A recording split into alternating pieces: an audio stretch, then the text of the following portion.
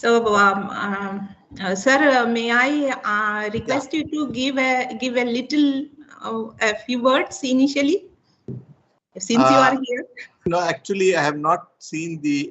I would just welcome Dr. Rachel. Albrecht, and because I should not give some wrong information. I think you are the best person. I think we are starting now. Yeah, we are going to go live. Yeah. We are live, yeah. Yeah. Thank you. Good afternoon, good morning, and good evening to all of you who are watching all over the from all over the place. And today we have an exciting talk by Dr. Rachel Albrecht, and we are also joined by our director, Dr. R. Krishnan. And I would first invite him to say a few words. Yes, sir, Dr. Krishnan. Thank you, Dr. Tara. I also join Dr. Tara in welcoming Dr. Rachel. I think this talk is very nice, very interesting, and very timely. Where are the lightning hotspots on Earth? And as we speak, as this talk is going on already, there's a lot of lightning outside going on. And so even during the monsoon season has ended.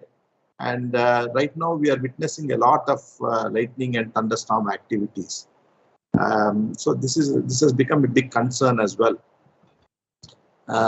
It's also giving a lot of rainfall, unseasonal rainfall, very heavy amounts, and also the impacts are becoming very profound.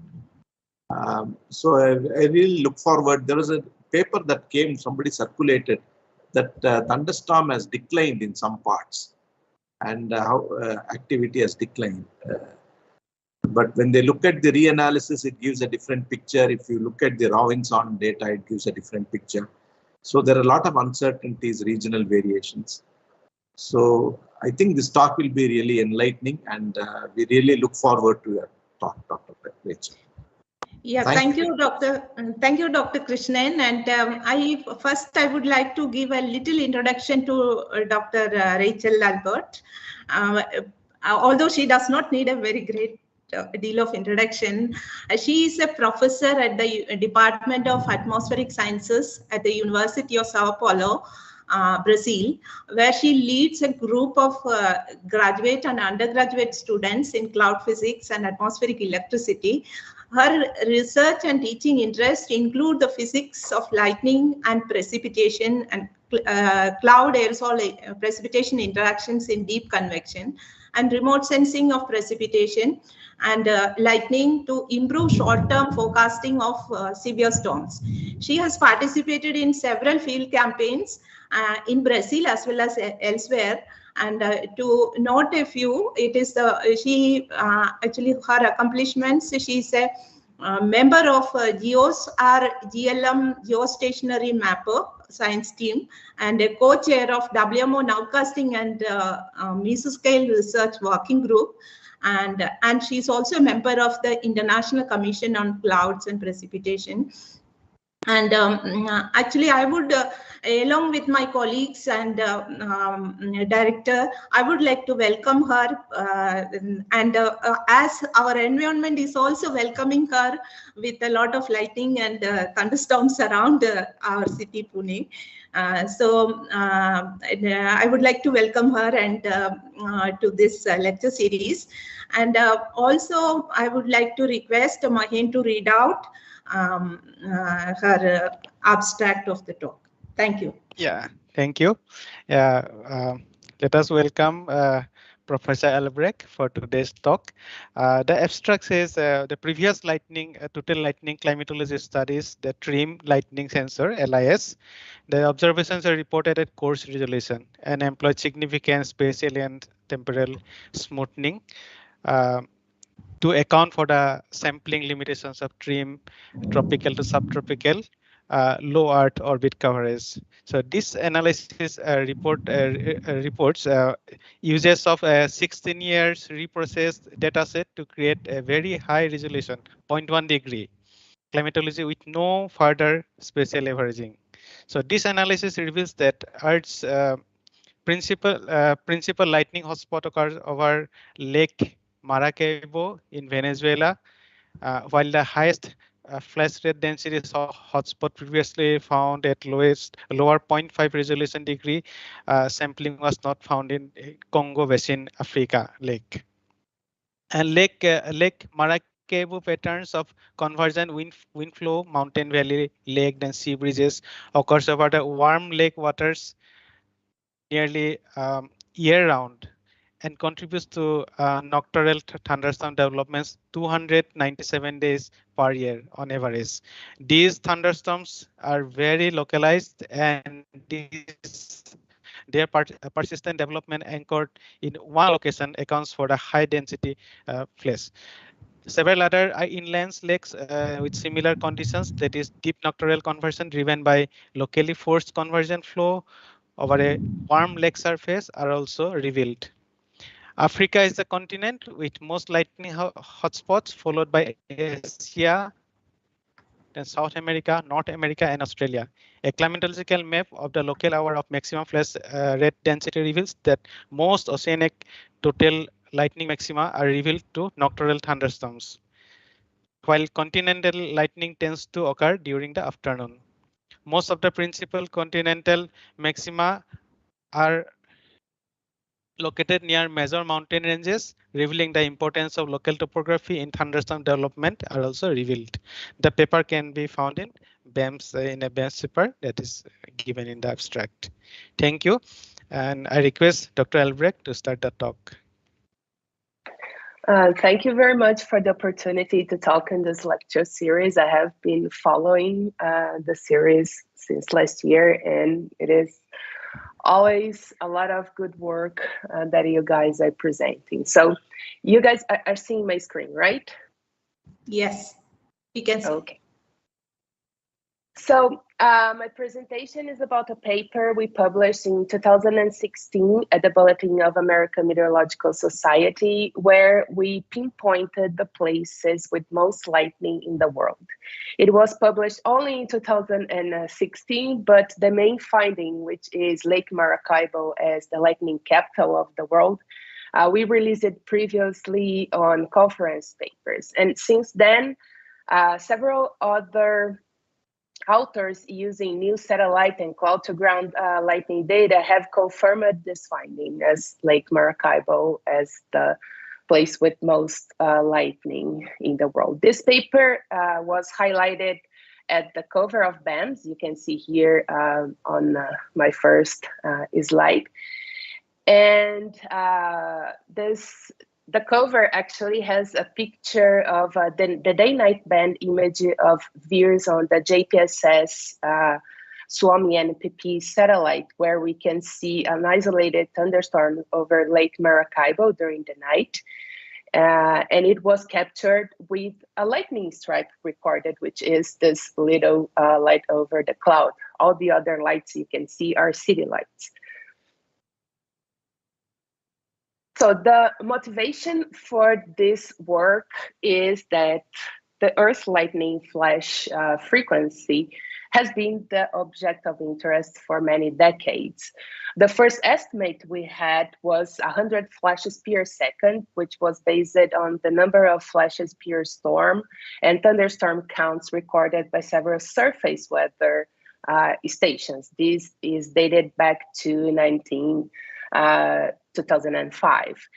And later on, the World Meteorological Organization released a map of the thunderstorm days based on thunderstorm recorded at those weather stations. And this kind of map is still used by engineers to calculate kineric levels.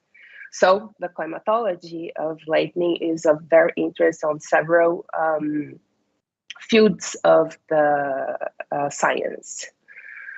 And in the subsequent years, individual flash counters and regional and continental ground-based lightning location networks provided more reliable estimates than only the thunderstorm days. But all these flash lightning location networks, the global ones that can map the whole globe, they are very good provide location accuracy, but they are limited in spatial coverage, especially over the oceans and the tropics, where the density of the sensors are lower. We have a few networks that can do that. We have StarNet here at the University of São Paulo that covers only South America. And WLAN, the Worldwide Lightning Location Network, run by University of Washington, and also the private networks like Earth Networks Total Lightning, and also the Vaisala GLD 360. All of them have an accuracy of about 30 to 80% detection efficiency, depending where you are or the time of the day, if it's day or night. And the systems, they predominantly detect cloud-to-ground lightning, leaving the intra-cloud a little bit undetected, depending on the network we are talking about. And so it is difficult to have an accurate measure of where we have more lightning. So just to give you an overview of how lightning is measured. So lightning discharges, they happen in several steps. And to give you a context of this, I show here a schematic example chart of how a cloud-to-ground lightning is seen by our own eyes, like in this panel B. Usually we see like just a very bright flash and with several ramifications. But if we take several frames of it with a very high speed camera, like on this panel B, that we have the time on the lower axis here, we can see that lightning actually happens in steps. So it propagates, since the breakdown, it propagates towards the ground, trying to find a place to connect with it in several little steps. And it goes further until it connects with the ground, and we have the first return stroke, which is the very bright flash that we can usually see. And sometimes we can also see that these flashes, they blink. And this blink is actually several return strokes, subsequented that from the first one that usually the lightning flashes have.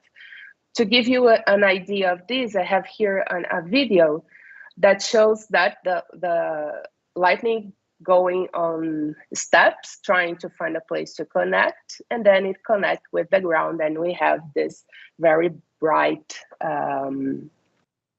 flash. So on all this process, lightning emits radiation, and this radiation is on a very broad spectrum of the electromagnetic frequencies. The peak one, when we are looking at the radio detection, which is how lightning is detected at the ground from the ground-based networks, the peak is on the very low frequency, on the very low frequency. And this is mainly because the return strokes have the peak on this frequency, and also VLF can be, it can propagate towards between the surface and the ionosphere in a guide wave, and can be detected like thousands of kilometers away, like 5,000 kilometers. And this is the basic principle for detecting lightning in a long range. But this means that we detect only the most strong ones. The weak ones we cannot detect.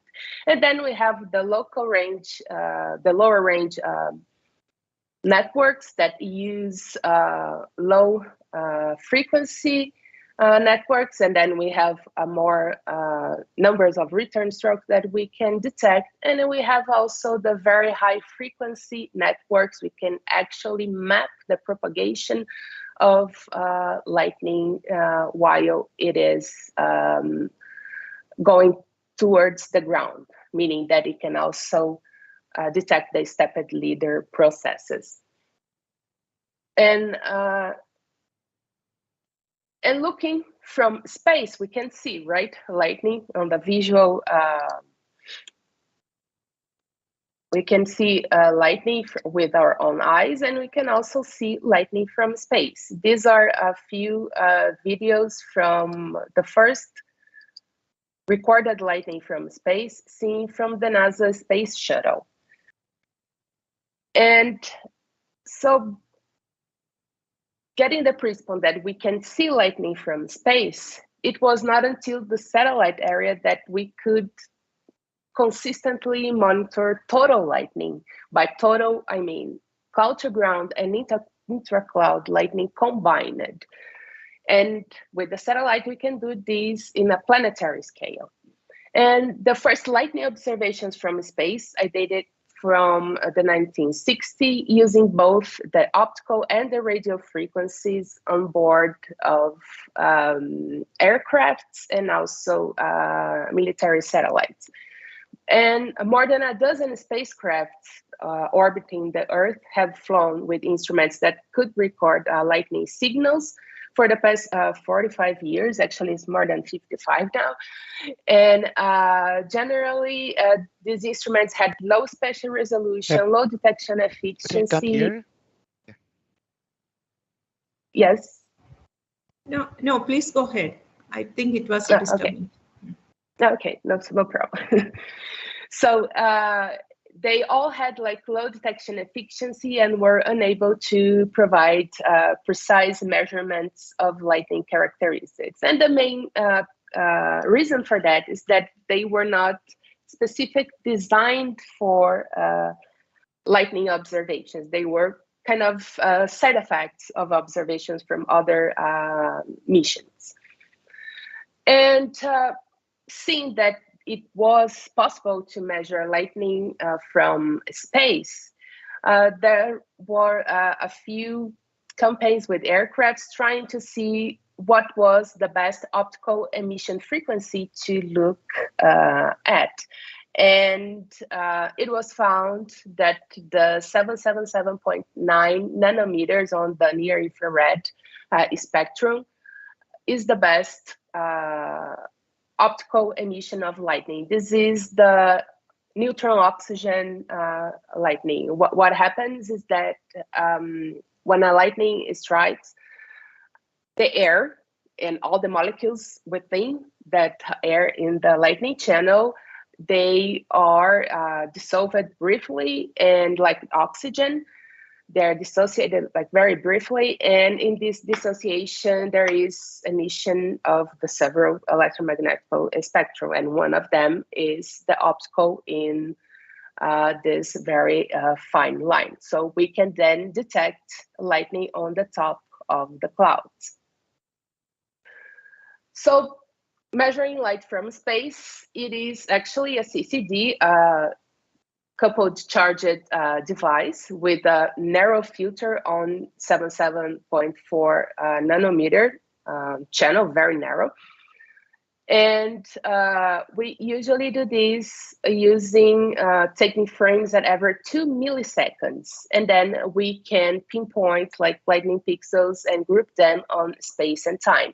If we see a lightning like with our own eyes, we will only see like this photo. We usually cannot see the lightning going all the way down. We see just the bright flash. But if we take a very high speed camera, like on the 2 milliseconds frame, we can actually see several return strokes, like pointed here on the panel on the right. And these several return strokes on each of the frames from the satellite, we can group the pixels that were lightened by lightning in space and in time, like on one frame in space. Like if we have one lightning in the first frame, then we have several events that we can group in one group.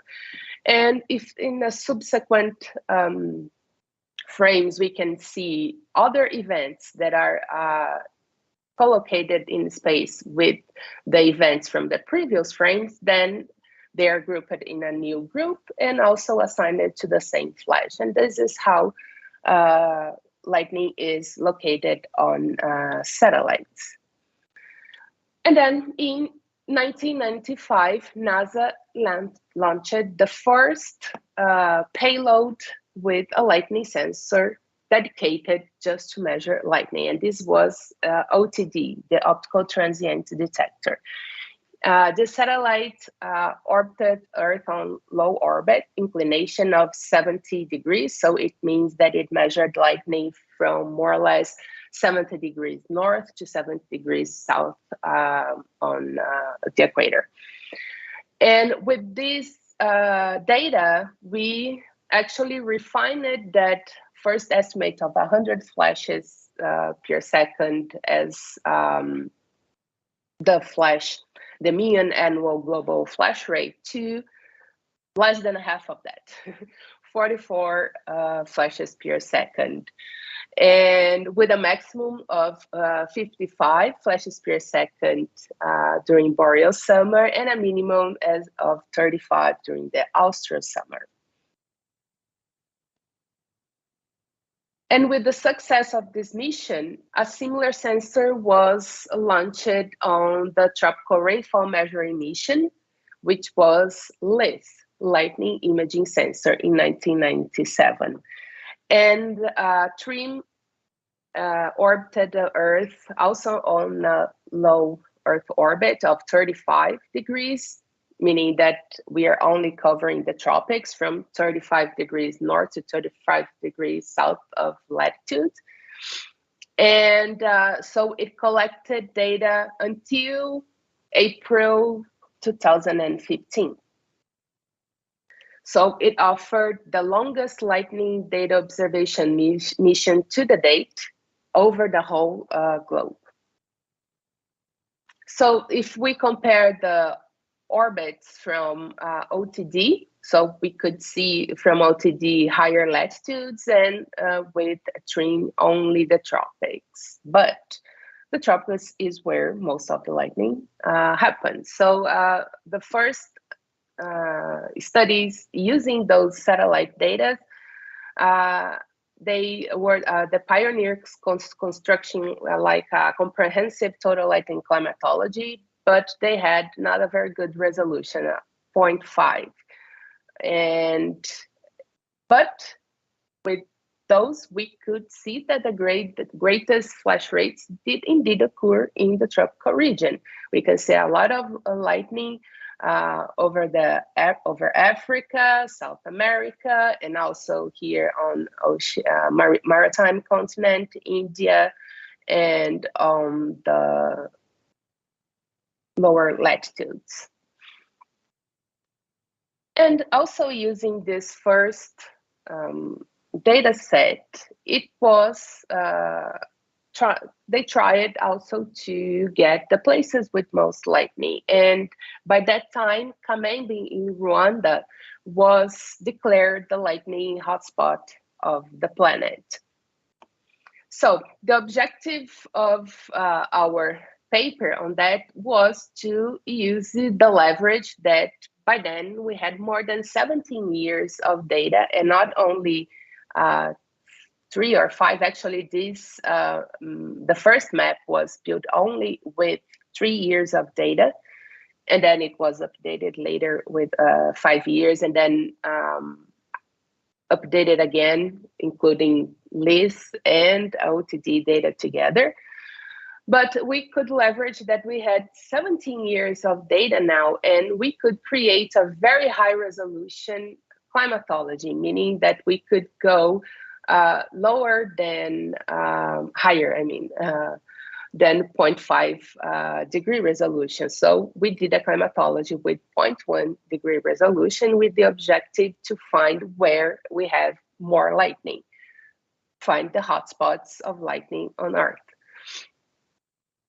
So we actually didn't use the whole 17 years. We used only 16 full years from 1998 to 2013, excluding 2014 and 15, because by this time, TRIM satellite was descending path to be decommissioned. So there were several instrument outages in this period, and we decided not to include this data to preserve the quality and the similarity of the observations.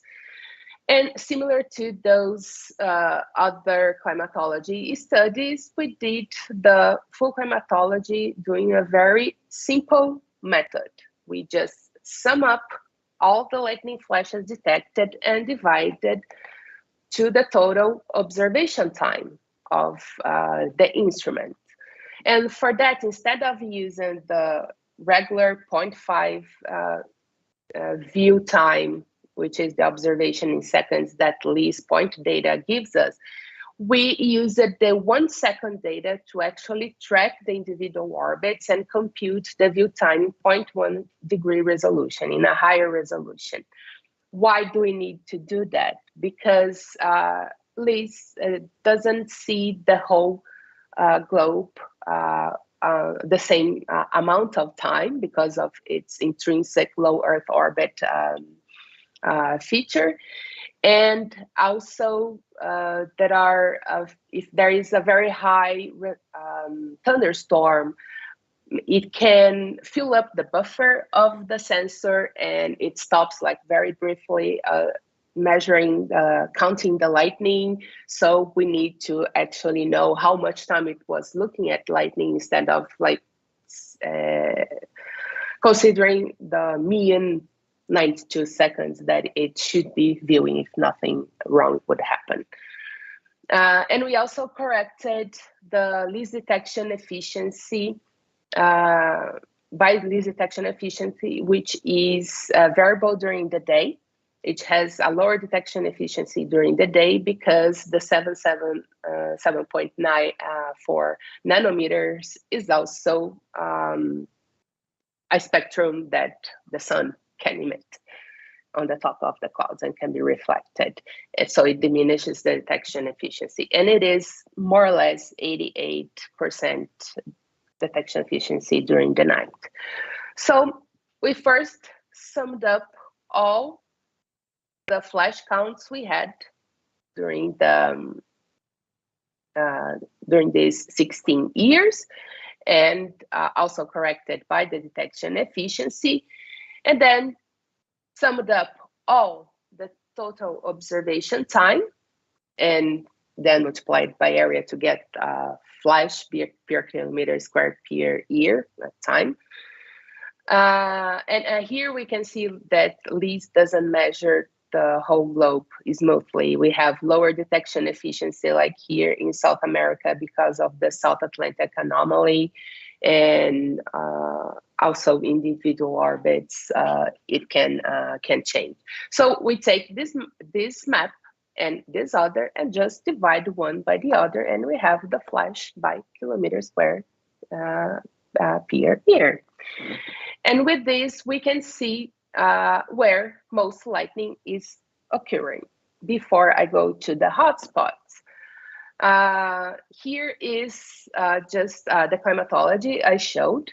And also we computed maps of the local hour of flash rates and also the monthly flash rates. And here I am showing the total flash rate density on the top, the local hour of the day when we have most lightning, and also the month of the year that we have most lightning. And we can see that there is a clear difference between land and ocean, meaning that we already knew that intense convection occur more frequently over the continents than over the oceans. And in general, the lightning maximum is during the afternoon, between 12 and 18 local noon. But this is not true for several other places, like places with a lot of mesoscale convective system that they tend to have the lightning maximum during the night, like here in Argentina, in the Southeast United States, a few here on the Sub-Saharan in Africa, also in India, and here in China.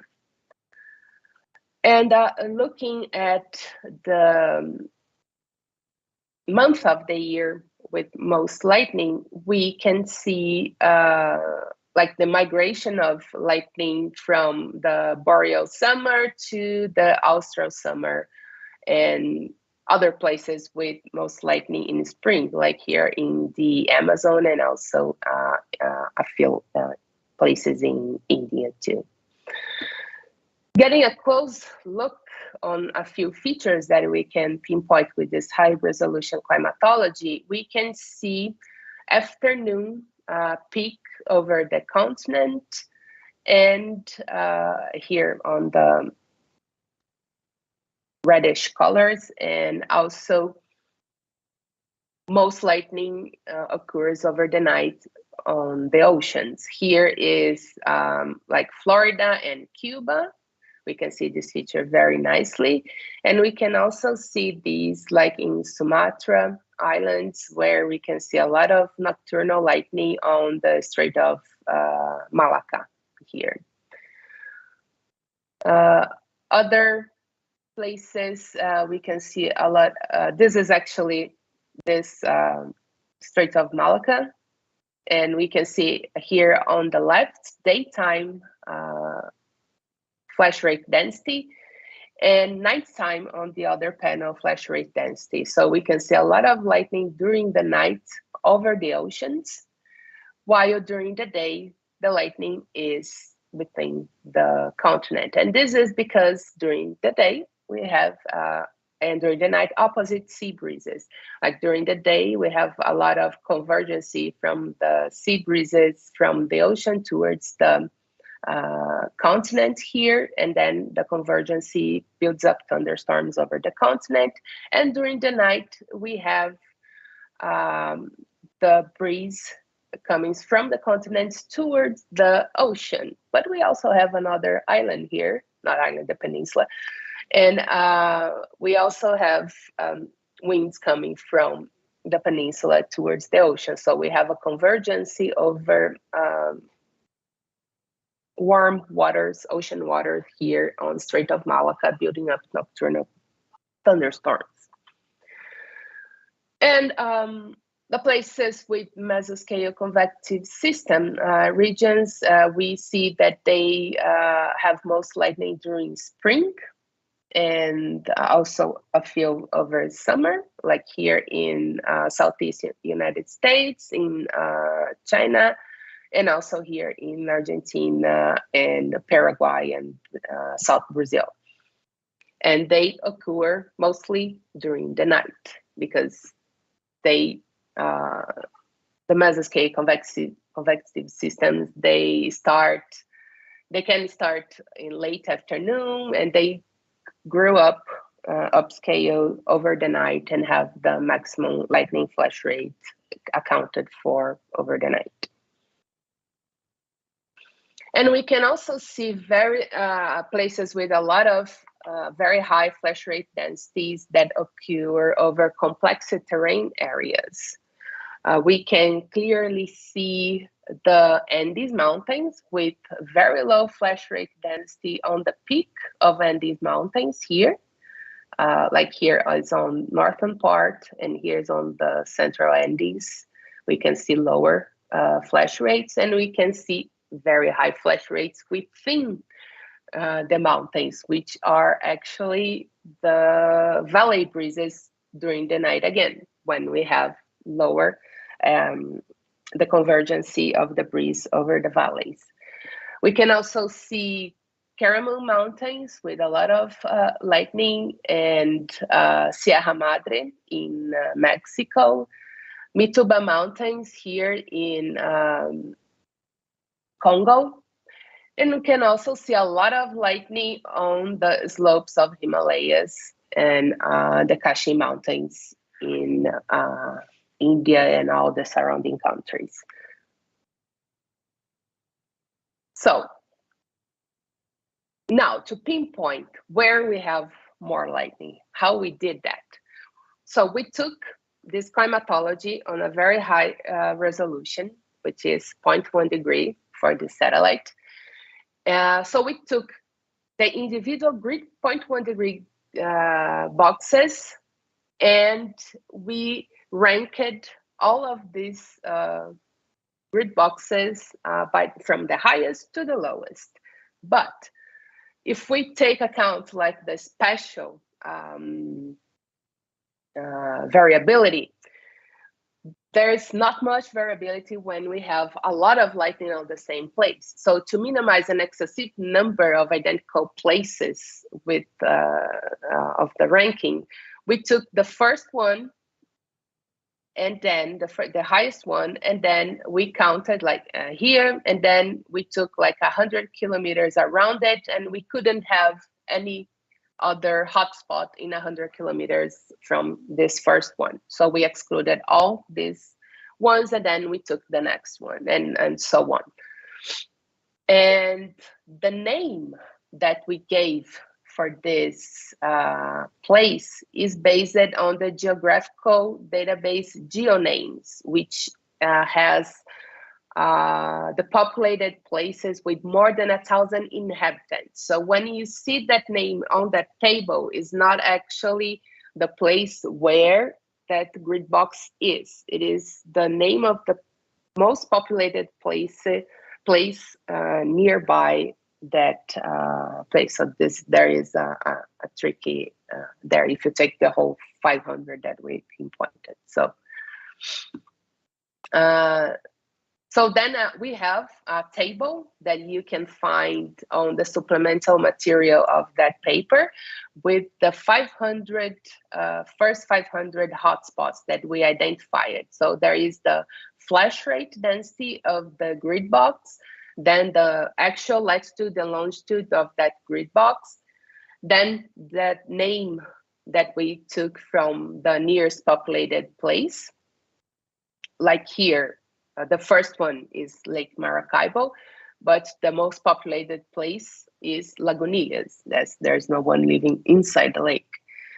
And then we also tabled by country, continent, and the actually latitude and longitude of this populated place, and the distance between this populated place to the actual grid box of the maximum.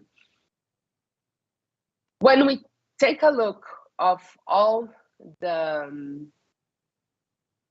0.1 degree boxes, we actually did a consistent analysis of these hotspots, doing the same exercise that we did with 0.1, with also coarser resolution, 0.25 and 0.5 degree, just to see if there was a consistent, at least on the first hotspots, like where is the place with more lightning hotspots. And we can see here that they all match up very good independently on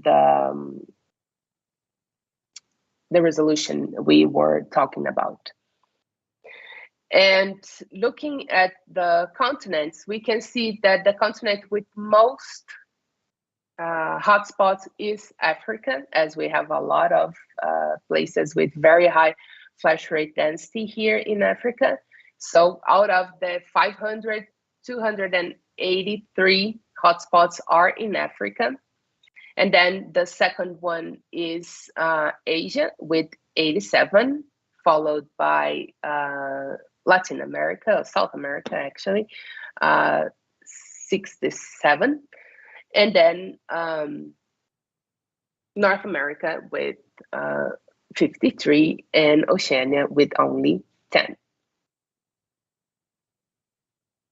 So we took these regions, major regions, and we took a closer look on the top 10 of each of these continent ones. So here on this map, we have the top 10 flash rate density places, like with most lightning on Africa, then here on Asia, and then on South America and North America, and here on Oceania.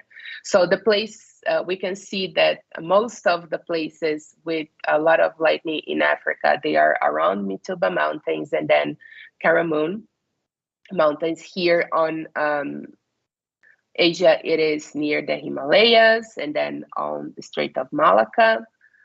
On Asia, it is almost near Darwin. And on South America, it is around Lake Maracaibo. And on North America, we have a lot here in Nicaragua and other places south of Mexico, and also in Cuba and surrounding islands. So the following slides, they will have the same structure. So I will explain in more details this one, and then we can go on to the other. So this is like the zoom in of the place where we have the first hotspot of the continent, which for South America is the place with more lightning in the world, Lake Maracaibo. And so here's the terrain, and here is the flash rate density map. And we have a table here with the first 10 of South America. So we start with Lake Maracaibo in Venezuela, and then we have several others in Colombia, and then Bolivia, Venezuela again, and Colombia again.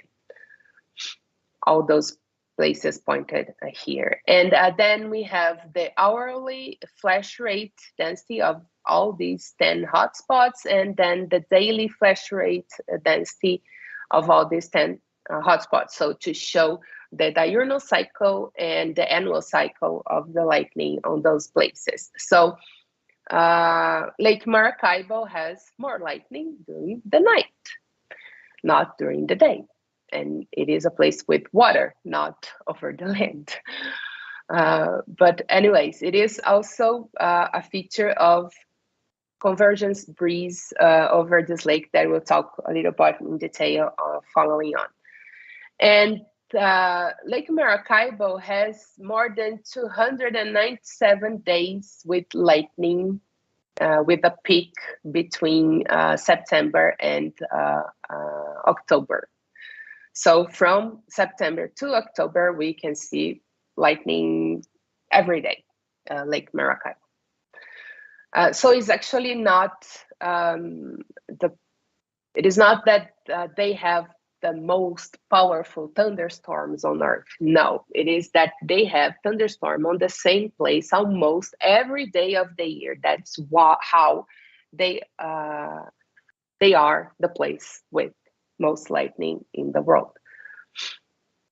Going to Africa now, the same sets of figures, we see that here all the hotspots have more lightning during the day, and they happen, most of them near Mituba Mountains here, and they are accounted for local afternoon convection and also a few of mesoscale convective systems that start on mid-afternoon and goes a little bit over the night, early night on this place. And they also have a lot of night all year long. And the minimum is in July, August, and there's actually followed the migration of the ITCZ on this region. In Asia, the place with most lightning is, the name is in Paxton, is actually here, right on the slopes of, on the V slope on the convergence here over the Himalayas, the Kashi Mountains. And it is also lightning on late afternoon towards the night. It is not on the like mid-afternoon. And most of the lightning happens on from July to all the way to September. So covering a little bit starting over the monsoon month and then going towards the summer. And on North America, the place with most lightning is in Guatemala here, and then is followed by Cuba, Haiti, Honduras, several Cuba, Mexico, Jamaica, and so on. And lightning is actually on afternoon on this region, like 3 p.m. And it occurs from austral boreal summer, spring to boreal autumn, covering all the summer months. In Oceania, the same thing, a lot of lightning during the afternoon during the summer month, from November all the way to March. So the place with most lightning, it is Lake Maracaibo. And this is actually not a news for, or not a surprise, I would say, for people that live in Venezuela, because they are used to hear about the thunderstorms in this region back to the 1500s. So this region, as it has a persistent thunderstorm over the lake, it has been used as a lighthouse by the Caribbeans as they navigated to the region during the colonial times. And it's actually mentioned in La Dagrontea poem from the Spanish poet Felix Lope de Vega. And he writes about how the thunderstorm prevented an English pirate invasion attack to Lake Maracaibo, as they were trying to invade Maracaibo, and they said, okay, let's do it during the night when nobody can see us arriving with the boats. But they didn't count for the thunderstorms over the night, and they are very powerful, and they illuminate all the regions, so they could see with the lightning flashes that the boats were arriving. They could prevent the invasion and that attack by that time. And also, it is locally known as the lighthouse of Catatumbo. Catatumbo is a river that it is on the southwest of the lake. That's actually very near to where the hotspot is. And it is also known as the never-ending storm of Catatumbo, or simply Catatumbo lightning. And if we look at the daytime flash rate density versus the nighttime flash rate density on the right here, so day on the left, night on the right, we can see there is a lot of lightning over the lake. And this is mainly because of the convergence wind flow from several breezes that we have, not only the lake breeze, but also the mountain valley breeze over this place. Here we can see a closer look of the topography on this region. We have the Andes Mountains doing like a fork surrounding this lake. And here we have a few weather stations where we did climatology of the wind during the daytime, here on the left, and on the right, the nighttime. And we can see that there is convergence over the lake during the night, because we have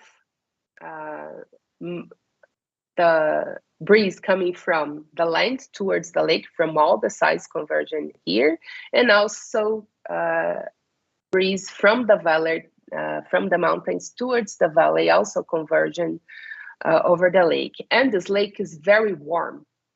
The mean temperature is 27 degrees, so it's like a boiling, almost boiling, not boiling, but it is a very hot pan of moisture environment that with a convergence wind.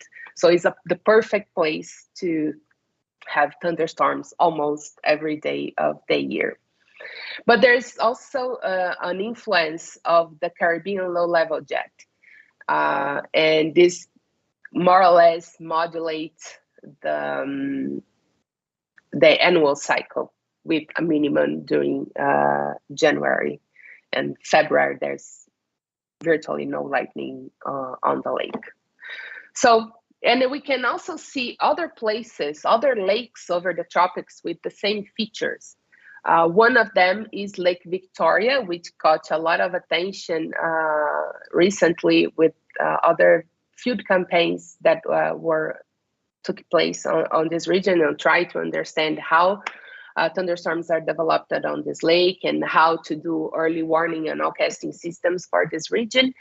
And we can see also that during the night, we have a lot of lightning over the lake. And this is actually a threat for the local fishermen in that region. So approaching the end, so the very high resolution flash rate density maps, it reconfirm previous general observations like deep convection do indeed occur over the land. We were not expecting something different. And most of the continental regions, they present lightning maximums during the afternoon, with a few exceptions of these locally driven circulations like the mountain valleys and the land lake breezes that are prone to nocturnal development of thunderstorms and also the nocturnal MCSs. We saw places with a lot of lightning over mountain regions, such as the Andes, Himalayas, Sierra Mountains, and the Mitamba Mountains. And most lightning occurred during summer months, except for places with strong monsoon regions. From the Earth lightning hotspots, the first 30 of them, only 6 were not near mountains regions. So the terrain plays a very big role on thunderstorm development on the tropics. And these features, they are so localized that they were only recognized with these fine scales. It happened that it was not recognized before on the previous climatologists from OTD, because the way they did the smoothing and the number of the years of data they had. And so we did the same analysis with 0.5, and we also found Lake Maracaibo with with the first hotspot, and that's because we had more years of data. And also, the top ranked lightning hotspots is over Lake Maracaibo in Venezuela with 297 days per year of lightning, with a peak in September and a minimum in February. And this is due to convergence of land breeze over this hot lake during the night. And other tropical lakes also exhibit deep nocturnal convective activity, like Lake Victoria. And so this whole work presented some insights and context to forecasters and researchers who will use total lightning data activity to better understand how thunderstorms are in this on our Earth. So LIS didn't stop measuring. I mean, TRIM LIS did, but there was a spare instrument of the lightning imaging sensor that was built for TRIM. If the mission would not be successful, they would have another LIS instrument ready to launch, but the mission was successful, so they had this spare on storage. After the decommissioning of TRIM, NASA decided to take out LIS from storage and put in orbit again on the International Space Station. So since 2017, we have LIS measuring on the International Space Station. So, and it will be continued until next year, I guess, and they are trying to extend the mission for other years. And we also now have lightning measurements from space on a geostationary satellite, actually 2, on 3 now, on GOES R series.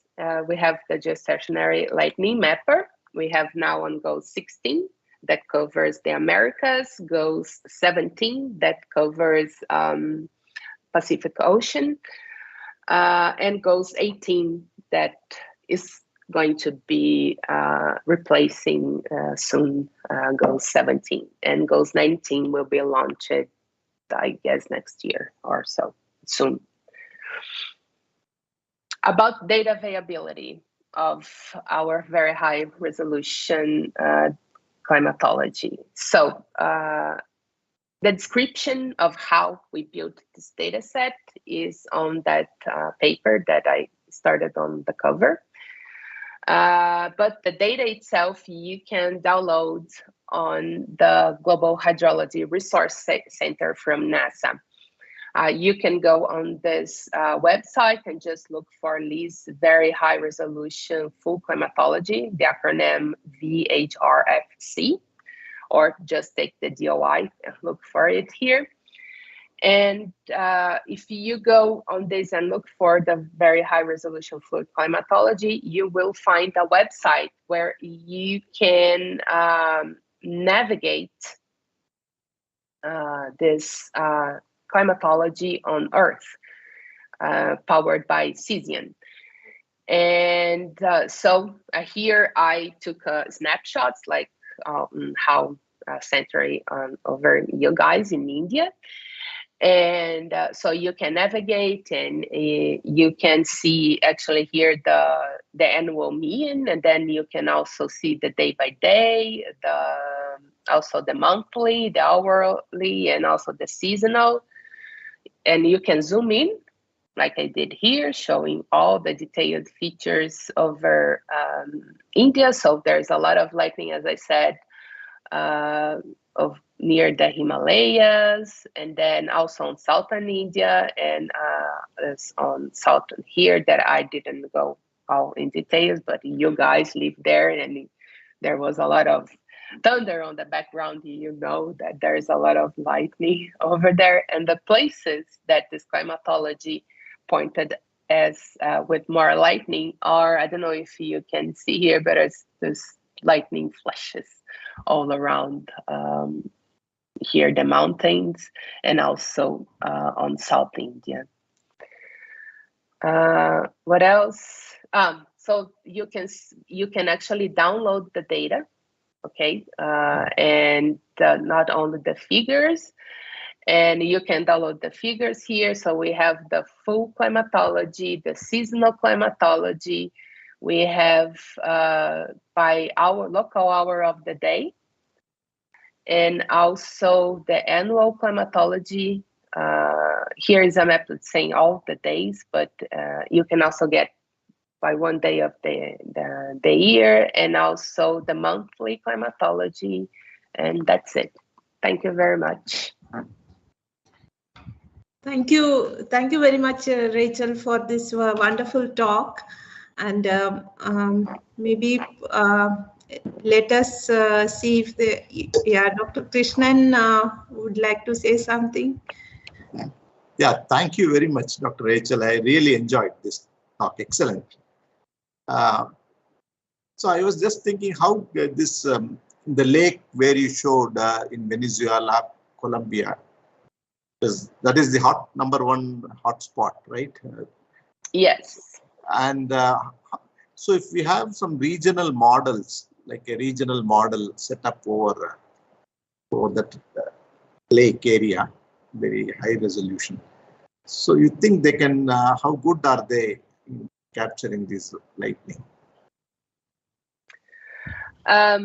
There's not much on the literature of people trying to do that, but when back in 2016, there was a PhD or master's students, I can't recall, at University of Alabama in Huntsville, that he was doing exactly that. He was trying to simulate the thunderstorms over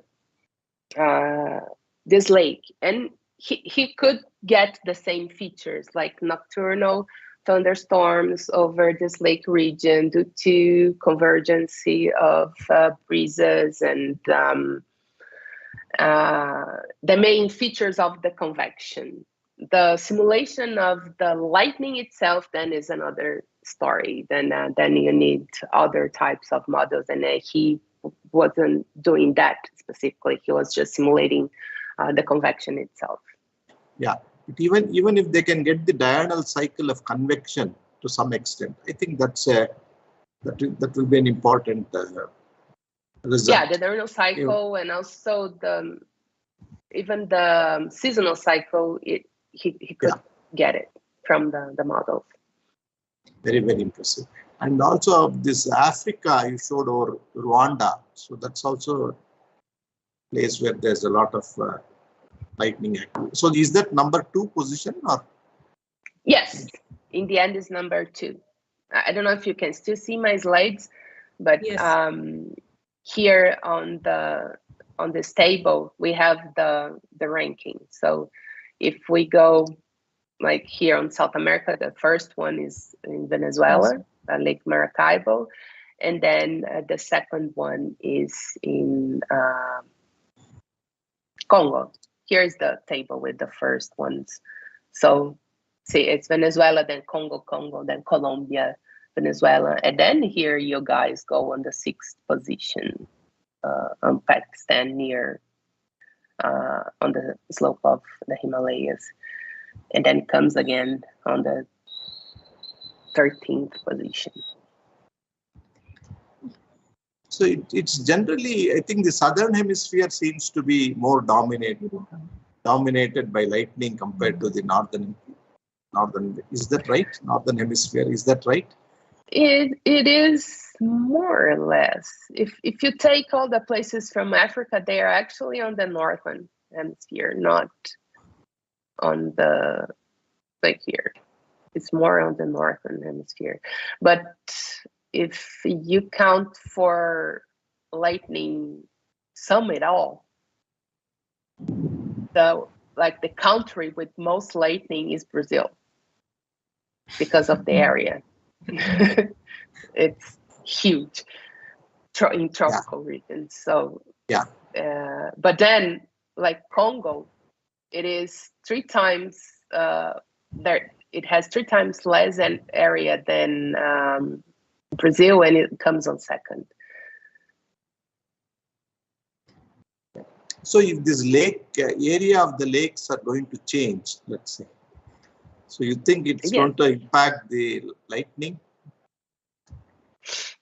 On these huge lakes that I talked about, like Lake Maracaibo and Lake Victoria, they are very large lakes, so I think not much. But there's several other ones. Let's see if I can. No, I cannot show you guys here. Maybe you can see here.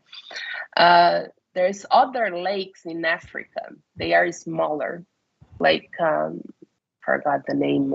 They have several other ones here, some near Mituba Mountains on the Rift Valley. And there I can see that it could have a change it will have a change on the lake area, on water availability and everything, and it could have an impact on thunderstorm development. On Lake Victoria and Lake Maracaibo, because of the size, I see probably not. Due to the lake area, maybe on other large scale features. Yeah, thank you so much, Dr. Rachel. Really enjoyed your talk. You're very welcome. Yeah, Mahin, shall we take questions from the online?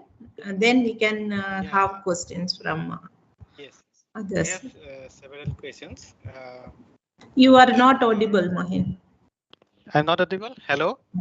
Yeah. Now okay. Yeah. There are questions online, right? Yeah. Dr. Suri Reddy Ramakrishna is saying thunder activity is increasing over the urban areas. Actually, he's posing his question with respect to southwest monsoon season, but it may be kind of general question. If lightning activities are increasing in the urban areas, that is his question. Hello? So yes, yes. Can you hear me? Yeah. I think Rachel is able to hear Mahin. The question is whether lightning activity is increasing over urban areas. There is an increase of lightning in urban areas, and there is actually a debate in the literature if it is only due to the urban heat island itself, or if it is actually also pollution has some contribution on that. But yes, we can see a lot of lightning in places like Houston area, and also here in São Paulo, like huge urban regions. And but actually the city itself, it has a very it actually moves up, like there is a divergence of the thunderstorm sometimes over the city. It actually, the circulation makes the storms like go around the city sometimes and not inside the cities, but then it depends on the circulation that we have on that time. Or if the city is near a coast region, like here in São Paulo and in Houston area, we have then transport of humidity over an urban island. So again, a place with a lot of heat to get thunderstorms, and then we just feed with humidity. So it is a perfect place to develop thunderstorms. But yeah, it seems to be increasing with the development of urban places. Yeah, there is another question from Abhay Srivastav. He's asking, rain and lightning both are directly associated with thunderstorms.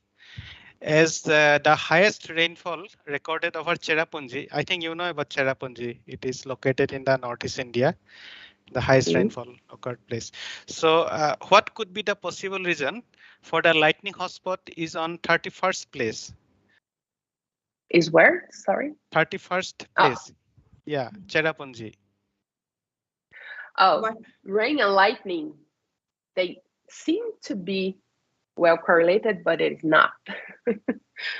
The lightning is mainly due to collisions between ice crystals, so it is mainly driven by the intensity of the updrafts.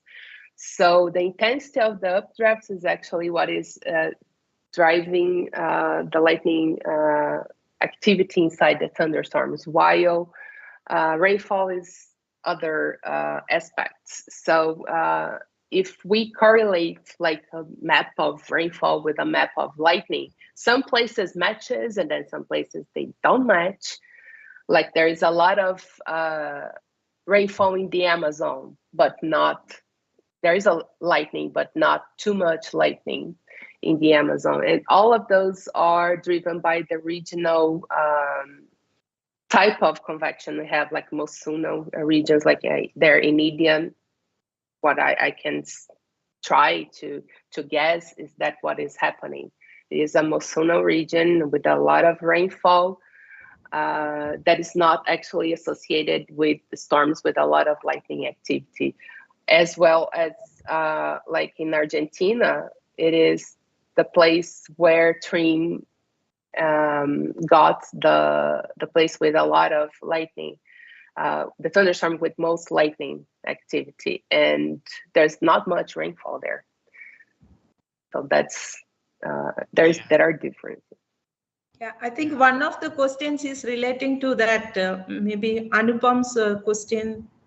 Mahin? Yeah, Anupam. Yeah, Anupam is asking, what about lightning flash counts are more about during Indian summer monsoon? Because he's saying that during Indian summer monsoon, though we have a lot of rain, we also have lightning flashes. Yes, it is more or less like well correlated rainfall with lightning on a. When you have more lightning is also when you have more rainfall, right? Or is it on April, March that you have more rainfall? I can't recall. No, that depends on June, July, August, September. Okay. We have more rainfall during JJS. Yeah. July, August in Peninsula, July, August, especially over our region, it is July and August. consistent rain. But June and September, we have more thunderstorms. Yeah, there is another question.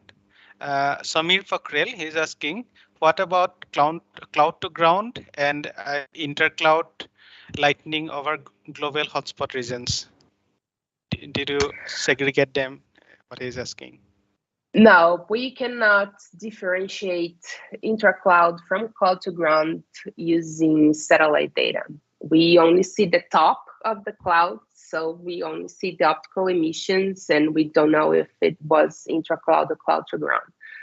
There are a few studies right now using GLM that kind of can predict if it was cloud to ground or intercloud, but it's still one preliminary analysis.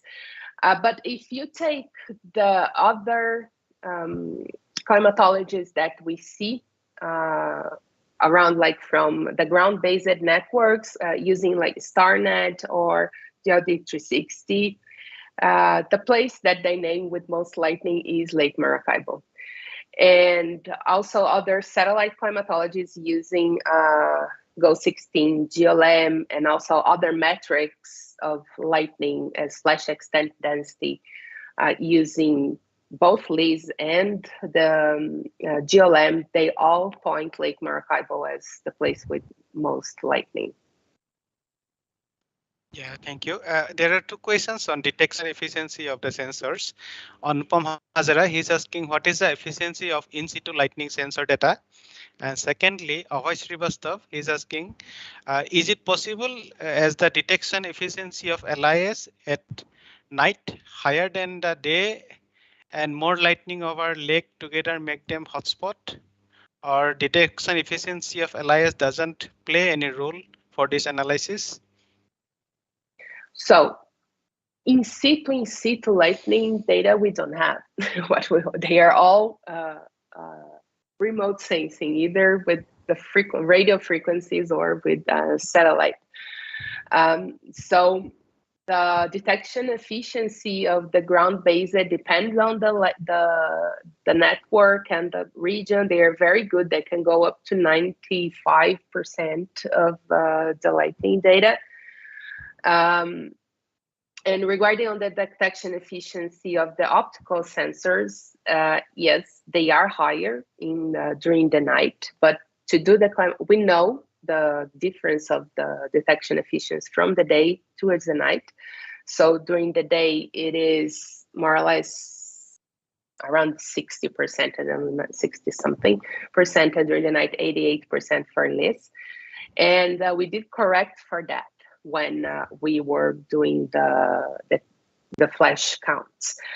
And it could have the possibility that it could be higher than 88% because it is like median detection efficiency from the sensor. And this could drive more lightning observations overnight from these places. That was a possibility, but right now we are very confident that those are the places with most lightning because we can also see the same features from the other networks, ground-based ones. If it is from VLF, we can also have better detection efficiency overnight, but from regional ones like LF, they also can pinpoint the same places with more lightning during the night. So. Yeah, thank you. There is another question from Arvind Havel. How this lightning flash rate has been modulated for Asian region during large-scale natural variability, like during ENSO years? He's asking what is the connection between ENSO and lightning. There is. There was a paper right at the beginning of LIS measurements on the El Nino year of 1908 that saw more lightning over Gulf of Mexico, for example. That was the one I recall. But yes, there was a paper right at the beginning of variability of lightning due to ENSO. Yeah, thank you. There is another question from Rupraj. He's asking, lightning may not always associated with rainfall in thunderstorms. For example, pre-monsoon lightning. Pre-monsoon means we have March, April, May lightning. What happened? I think he deleted or yeah. Yeah, that question is deleted. So The question is deleted somehow. I was reading. maybe. Yeah, but yeah. Maybe the other question, Iqbal. Yeah, no, his comment. Teen Maker, Dr. Teen Maker, his comment. He's saying that lightning is more intense over ocean, as per recent study. You mean by more intense? I think he means on the current, right? Yes, there are some studies that actually the ground-based networks that can see the peak current of the lightning. They do see that lightning over the oceans, they have higher peak current. And also, if we look at the radiance of lightning with the optical sensors like LIS and GLM, we can see that the optical emission over the ocean is also higher. So there is a difference between lightning over land and over ocean on this aspect. Yeah, especially there are some studies showing the ship track emissions. Those lines are indeed very intense centers of lightning, right? Yeah. Bob Holzwart from the University of Washington did a study on that using the Woolen data. And he found that he could, it's very nice. You can see the ship tracks and enhanced lightning because of the heat and the aerosols emitted by the ship tracks. Yeah. Mahen, I have a couple of questions. Yeah, please. One is regarding this diurnal cycle. See, in some instances, you see that double peaks are seen. So one in the late night. So my question is, see, in some locations, there are some elevated convection. There are, I think, over some places, elevated convection during the night has been reported. So do you think that has a role as well for the second peak in the night? Yeah, could be. Yeah. Actually, it is. We can see a peak in the afternoon, which is like local afternoon convection, because here it is not divided by like month. If you take the diurnal cycle by season or by month, it is different. Okay, this is just the annual mean, and so everything is here.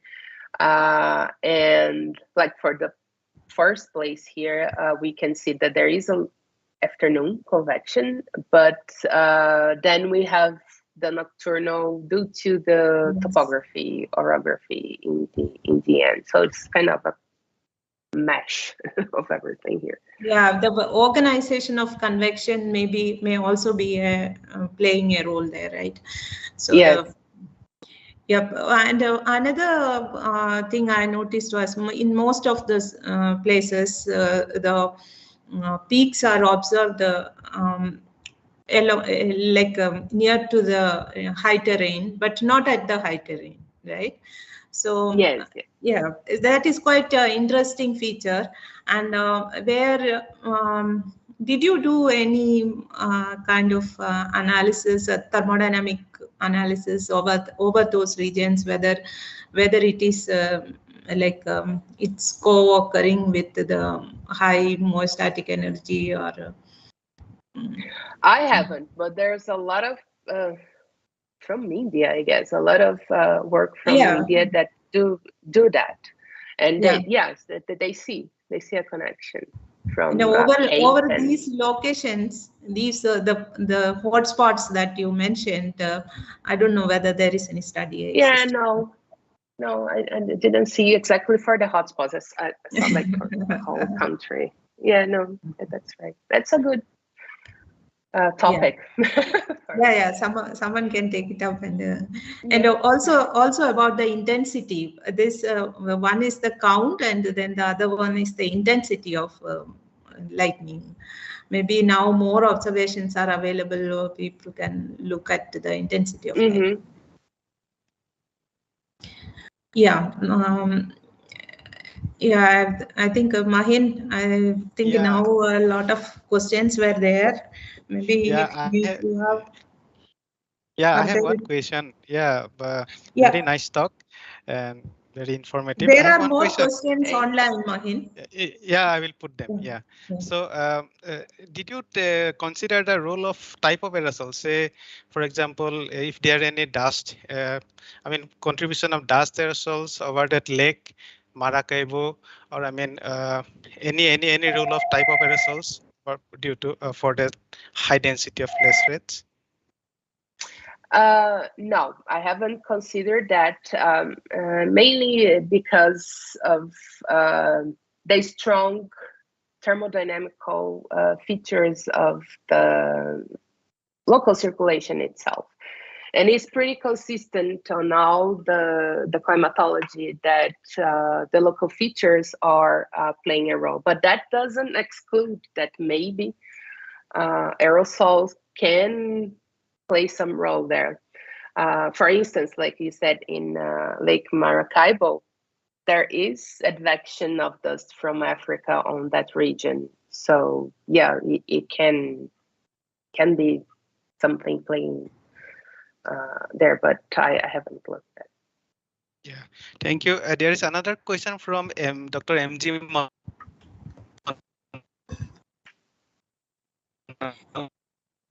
Yeah, Mahin is having a problem.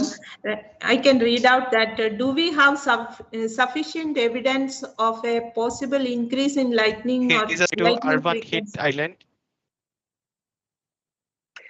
So the question is about if there is an increase in lightning, like lightning overall? Frequency or intensity due to urban heat island. To the urban heat?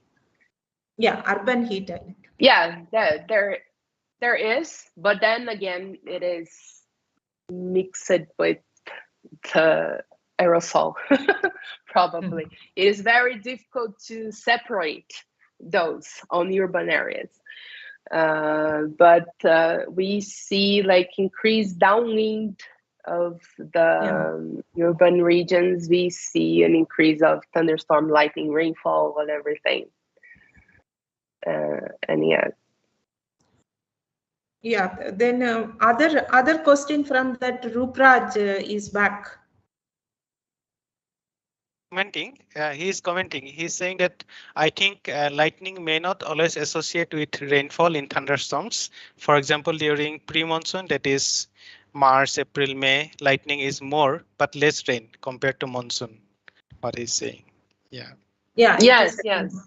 It is definitely like that. It depends on the type of the convection. It is different, the pre-monsoon and the monsoon, the thunderstorms. So also the lightning frequency will be different. Yeah, I think we don't have any more questions. Okay, so if from other, there are some questions from Mercy, for example. There is a question. Questions? Yeah, there is a question. Was there any sort of trend observed in lightning rates over the different hotspots over the 16 years? She's asking about any trend in the hotspots. Mercy, you can ask. She is in here.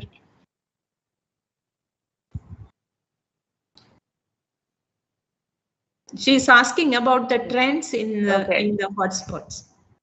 The trends in the hotspots. I haven't looked at the trends in the hotspots. I know that there are, I don't recall the name of the research. There is a research that actually reached out to me, and I just remembered that I didn't actually answer back the last email. But yes, they were trying to look at the trends on these hotspots. I don't have the answer for that because I haven't looked. What I have looking using this same 16 years of data I didn't look at the hotspots. I looked at the whole climatology, and I was looking for the instant lightning activity, not the composite of this, like taking the frames and the snapshots. And what I found out is that in most of places on the tropics, it was actually decreasing. But there was one region that was increasing, and that was India.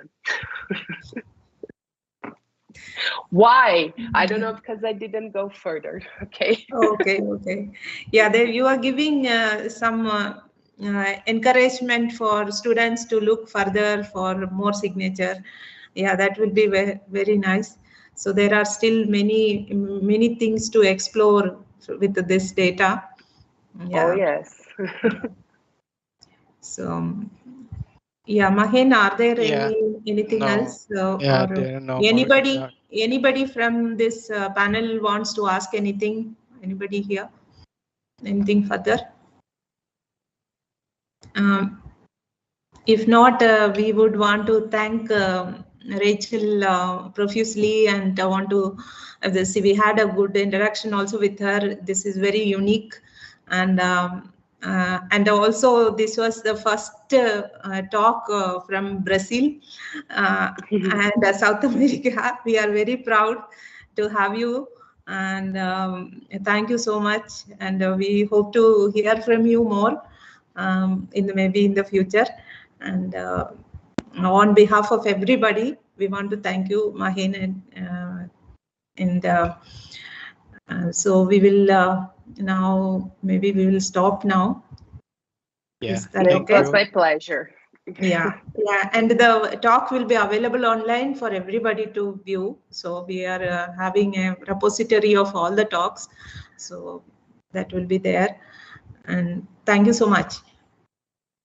And, thank you very much. Thank you. Thank you, Mahen. And I also want to especially thank Dr. Krishnan, who could attend this talk. He was very much interested in this talk, and also Padmakar and team for coordinating with us for all the help from our computer division.